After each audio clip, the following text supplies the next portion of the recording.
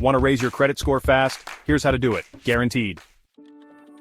Hi, I'm Charles, and today I'm sharing the fastest ways to boost your credit score. Guaranteed to work if you follow these tips. Whether you want a new car, a better credit card, or to buy a home, this video will show you how to make it happen.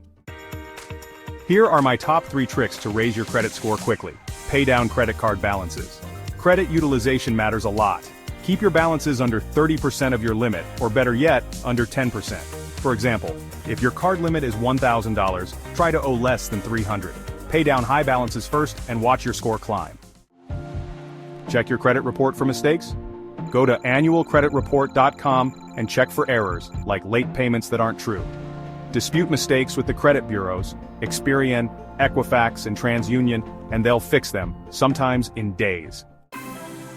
Get added as an authorized user. Ask someone with great credit, like a parent or sibling, to add you as an authorized user on their credit card. You don't even have to use the card, just their good payment history helps boost your score fast. Here's a hack. Call your credit card companies and ask for a higher credit limit. Even if you don't spend more, a higher limit lowers your credit utilization, which can boost your score quickly.